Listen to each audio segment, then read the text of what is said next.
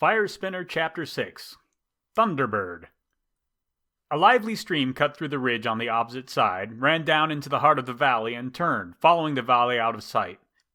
It was a picturesque sight, except for the crackling amorphous creature flying back and forth over the stream, occasionally shedding a bolt of lightning from its wings.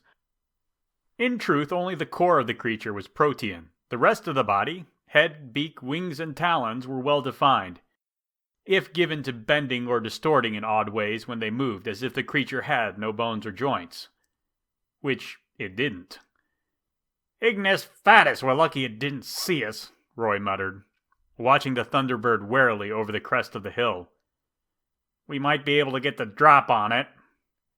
"Do we really have to fight that thing?" Nora asked, looking askance at the beast. "It looks like more trouble than it's worth." "A fine question." Roy looked to Grunt. "How long to go around?" "If we want to keep going northeast," the big man thought about it for a moment. "At least 6 hours, maybe as long as a day. Depends on the route we take and if we run into anything up there. Mountain lions are pretty common up here, but they're not as big a deal as a Sasquatch. Those will bury you with rock slides before you even see 'em."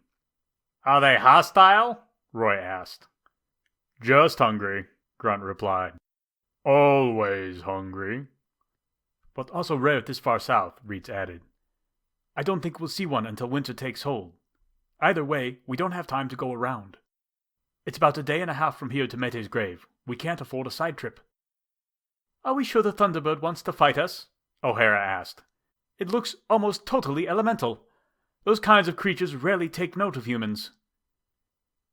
"Thunderbirds aren't natural creatures," Roy said. "They're created via Tetslani blood rituals and given a purpose during their creation. Traditionally, they're used as guards. Add in the fact that blood rituals are almost always malevolent, and yeah, I think it's pretty likely the thing will fight us if it sees us." "It's Tetslani?" O'Hara frowned. "What kind of wards did they use to contain them? I have most of the major ones with my tile board." "As I understand it, the blood ties it back to the ritualists somehow. No wards, charms, or geas needed to control it," Roy said. "Besides, tile magic is earth and fire. Thunderbirds are air and water. Magics without a common elemental factor tend to mix poorly." "And I'm afraid water can't hold any kind of pattern for long, so it's not used in the Teutonic tradition at all," Reed said. "I don't suppose any of you are hiding secret talents as a stone singer?" Marshall puffed himself up, spread his arms theatrically, and exhaled in dramatic fashion. "That's a no," Grunt said. He looked at Roy and took note of the way he was fingering his necklace. "Why don't you just do your freezing trick on it, Roy?" The Wendigo bone beads were cool to the touch, free from the malice of their old owner, but still very, very hungry. "We'll keep that as a court of last resort. But I do think focusing on the water half of a Thunderbird is the best bet. It's easier to disperse the vessel of a spell than counter its driving force anyways. Here's what we're gonna do." Grunt and Roy scrambled down the side of the valley. In spite of Grunt's extra 100 pounds of size and two-handed weapon, he made the descent far more gracefully than Roy did. He easily slid down patches of grass, leaped over stretches of loose stones, and levered himself around small trees, where Roy seemed to get caught on every unseen root or hidden rock outcropping. But the army taught Roy years ago that he was a city slicker through and through, so he was used to it. The goal was to make sure the Thunderbird didn't notice them, and in that he succeeded. Climbing up the other side of the gorge was more difficult. For starters, he'd removed the buckler from his belt and drawn his sword. Like many things in his life, Roy's weapons were custom-built to mesh with his powers. The buckler had a large 8-stone crystal set in the center, giving him a lot of raw firepower to draw from. A nice option to improve on the defensive qualities of the light shield, or a mid-range offense as needed. The sword was a falcata, a heavy chopping weapon for close combat and an effective platform for catapulting fireballs long distances. They gave him plenty of options for fighting at all ranges, the first concern of a firespinner at work. Terrible gear for a soldier in the bush trying to move quietly and communicate via hand signals. Worse, Grunt kept picking his way up, using one hand to climb, the other all that he needed to balance his sword over his shoulder, blazing a path that Roy, with only half of one hand free, had a hard time following. Roy was pretty sure Grunt kept juggling his sword from one hand to the other just to rub it in. Still, for all the problems of climbing the gorge, they made it almost all the way to the second ridgeline without drawing the Thunderbird's attention. Once there, they settled in to watch. Roy did his best to contain his impatience. They'd already lost the better part of an hour crossing the valley, and he was very aware of how little time they had overall. But, as they said in the army, serenity was akin to alacrity. So they waited and watched. After 10 minutes, it was clear the Thunderbird was circling over the cleft in the ridge where the small river cut through on its way down the mountain. It never veered off into the valleys on either side of the ridge or went further along the rise in either direction. Reed said they should follow the river to reach Mete's grave. The Thunderbird being there couldn't be a coincidence. They needed to get rid of it. Roy signaled Grunt to get ready, then started to work his way along the ridge towards the river. After a minute or so, the Thunderbird took note and swept over him, circling in predatory fashion. Grunt leapt to his feet, and his sword roared to life, bronze blade gleaming, flame pouring from its fuller. The Thunderbird shrieked. The ear-splitting noise started higher than a train whistle and dropped down to a bone-rattling boom. As the tone dropped, the creature swooped down out of the air towards Grunt. He raised his sword point towards the elemental, and the weapon spat a stream of fire at the Thunderbird. The Thunderbird jerked away from the assault, but towards Roy, who was already pulling fire from the sulfurite in his shield, forming it into a wall to block the elemental from retreating. Caught between the two men's attacks, the body of the Thunderbird began rippling with steam. It crackled in pain. Roy and Grunt moved forward, pressing the creature between their fiery weapons, but the creature wasn't stupid. It dodged and weaved with frightening speed, skirting the stream of flame from Grunt's direction and swooping away across the valley in a flash of barely perceptible movement. It stopped in a crack of thunder right before colliding with the faint shimmer that marked O'Hara's spell walls.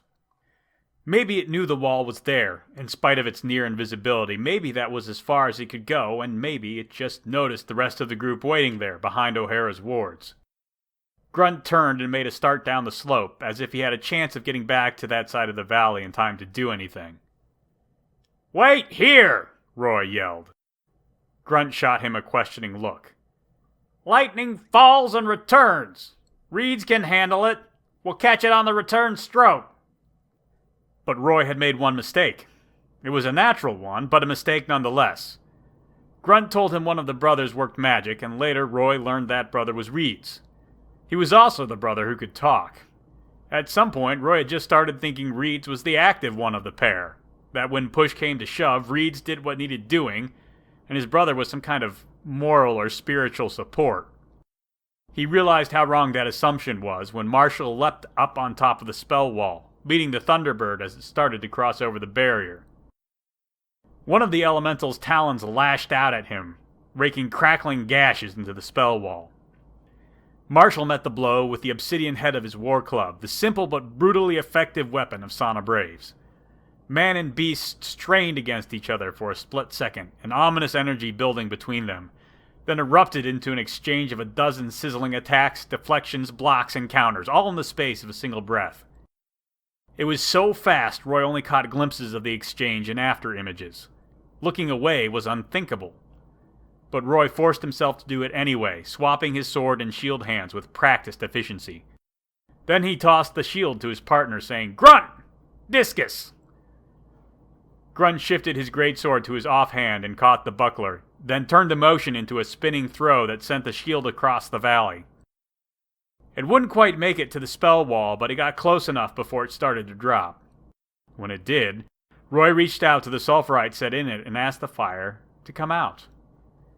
The firepower within burst out in a massive wave of flame and heat that washed over the Thunderbird with a violent hiss. The blast almost pulled the creature apart in a cloud of steam, but its wings beat the air and it gained enough altitude to get far enough away from the dissipating fireball to pull itself back together. Sensing weakness, Marshall threw his club at the struggling elemental and it flashed away again. But as Roy had told Grunt, the creature was forced to return to where it had been a moment ago, just as a lightning bolt that falls from the sky must return to the clouds. As soon as the Thunderbird vanished, Roy's iron dagger left its sheath. Once it reappeared in the air just over his head, he threw it before he heard the clap heralding the creature's return. The point of the dagger buried itself into the creature's body just below the wing.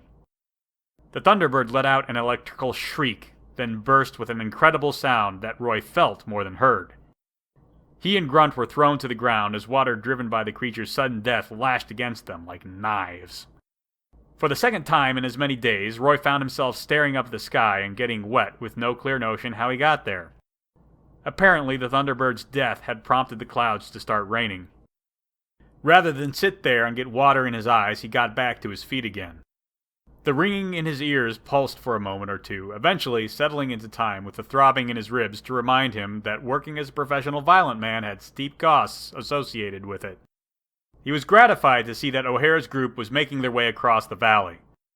The brothers were currently helping Nora and O'Hara get their mounts across the river.